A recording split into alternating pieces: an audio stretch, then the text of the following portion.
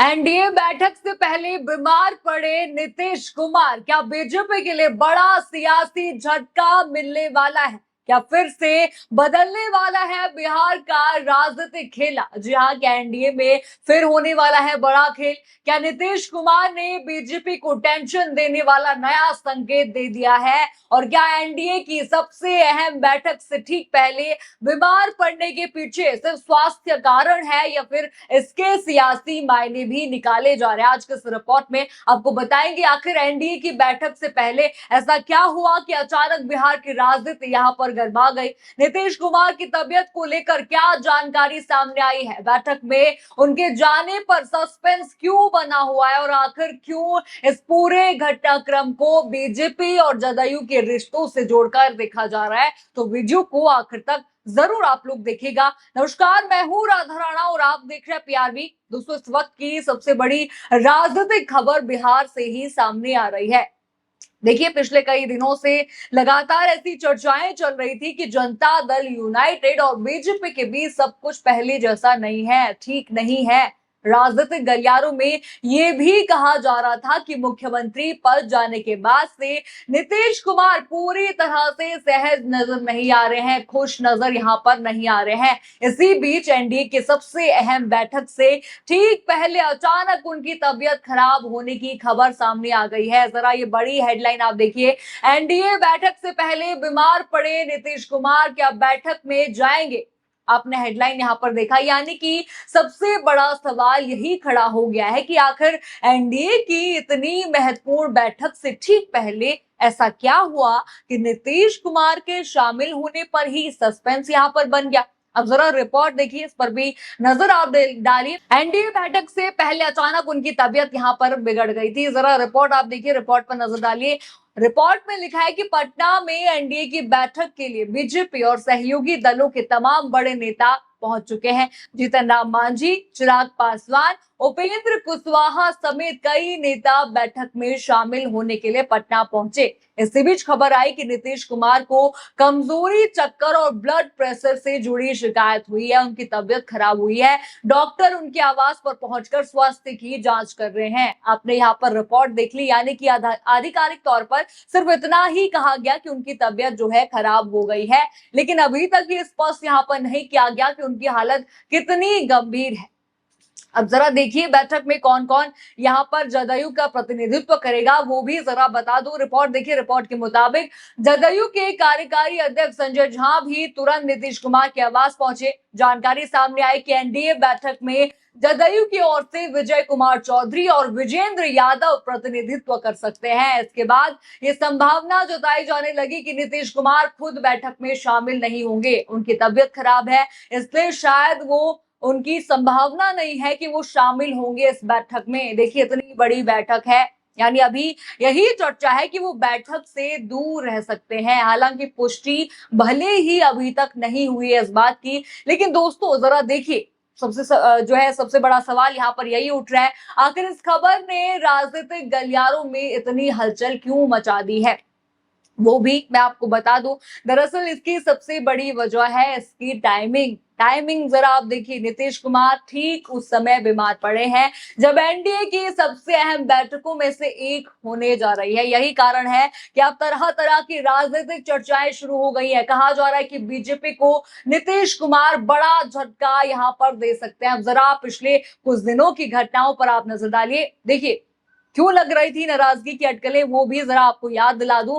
पिछले कई दिनों से लगातार खबरें सामने आ रही थी कि बीजेपी और जदयू के बीच सब कुछ सामान्य नहीं चल रहा है, ठीक नहीं चल रहा है, नीतीश कुमार नाराज चल रहे हैं। राजनीतिक हलकों में ये चर्चा रही कि मुख्यमंत्री पद के जाने के बाद नीतीश कुमार पहले जितने जो है सक्रिय यहाँ पर नहीं दिख रहे हैं। यानी कि आपको पता ही है मुख्यमंत्री पद उनको कितना प्रिय था, उसके बाद से ही वो नाराज यहाँ पर चलते आ रहे हैं। बीजेपी में नए नेताओं के बढ़ते प्रभाव देखिए, जहां पर टीएमसी के बागी नेता आए, उसके बाद से यहाँ पर नीतीश कुमार को धीरे धीरे भाजपा साइडलाइन कर रही थी। ऐसी खबरें, ऐसी अटकलें यहाँ पर चल रही थी। कई फैसलों को लेकर दोनों दलों के बीच मतभेद की खबरें भी लगातार सामने आई। यानी कि आप देख चुके, हालांकि इन चर्चाओं की पुष्टि भले ही ना हुई हो, लेकिन अटकलें यहाँ पर जरूर लगी हैं। और इसी बीच अटकल ये भी है कि उनकी तबीयत खराब हो चुकी है और इसी ने नई बहस यहाँ पर छेड़ दी। लेकिन दोस्तों इसके बाद कुछ ऐसी घटनाएं भी हुई जिन्होंने इन चर्चाओं को और भी दिलचस्प बना दिया। जरा ये भी आप देख लीजिए।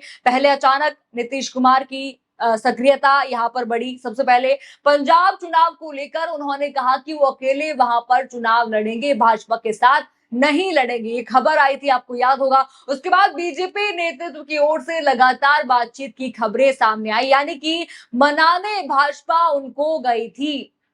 लेकिन देखिए फिर भी कोई फायदा यहाँ पर नहीं हुआ। जरा ये वीडियो आप देखिए।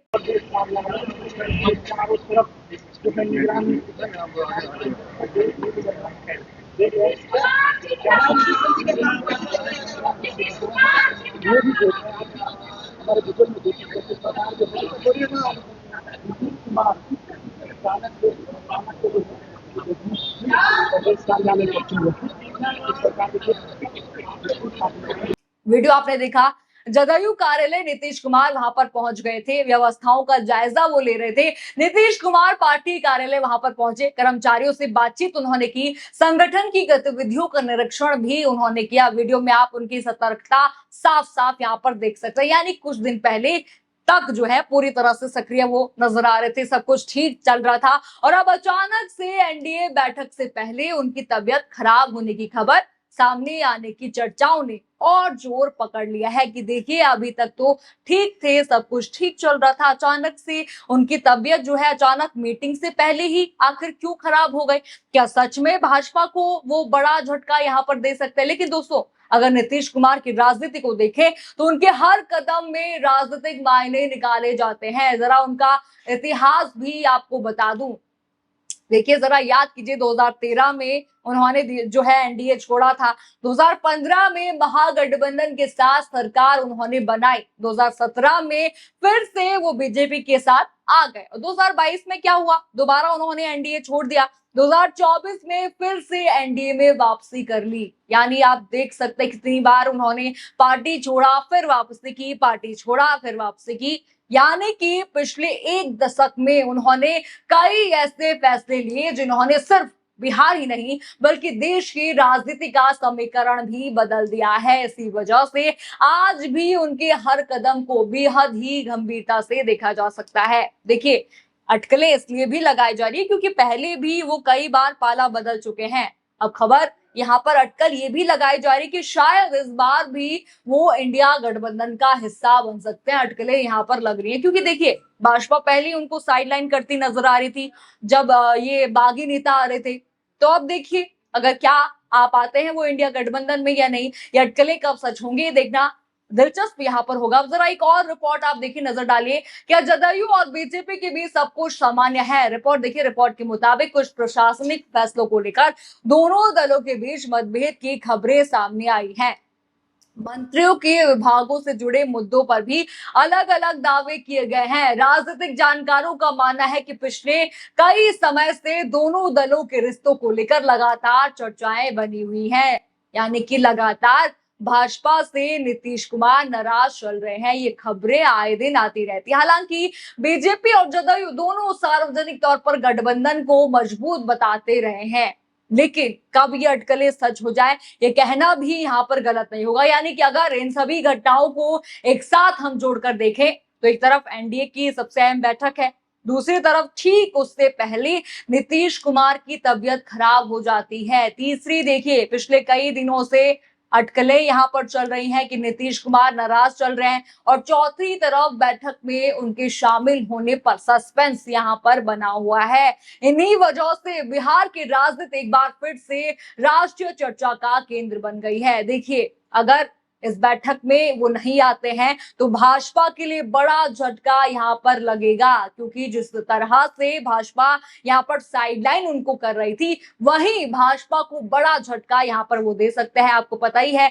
दल बदल का कानून जो है बागियों पर लग सकता है, वो जो है यहाँ से हट जाएंगे, 360 का मिशन इनका पूरा यहाँ से होगा नहीं। अब अगर नीतीश भी साथ छोड़ देंगे तो कैसे इनका 360 का मिशन जो है पार पड़ेगा। हालांकि अभी ये कहना जल्दबाजी होगी कि इसके पीछे कोई राजनीतिक संदेश है, ये आने वाले दिन में ही तस्वीर जो है साफ यहां पर हो पाएगी। फिलहाल सबसे बड़ा सवाल यहां पर यही है, क्या नीतीश कुमार एनडीए की बैठक में जाएंगे या नहीं? क्या ये सिर्फ स्वास्थ्य से जुड़ा मामला है? क्या वो सच में भाजपा से नाराज हैं? आपको क्या लगता है इस पूरे घटनाक्रम पर? आपकी जो भी राय है हमें कमेंट सेक्शन में अपनी राय जरूर बताइए। खबर आपको पसंद आई हो तो वीडियो को लाइक करें, शेयर करें और चैनल को सब्सक्राइब करना बिल्कुल मत भूलिएगा। और बने रहिए पीआरबी के साथ। धन्यवाद।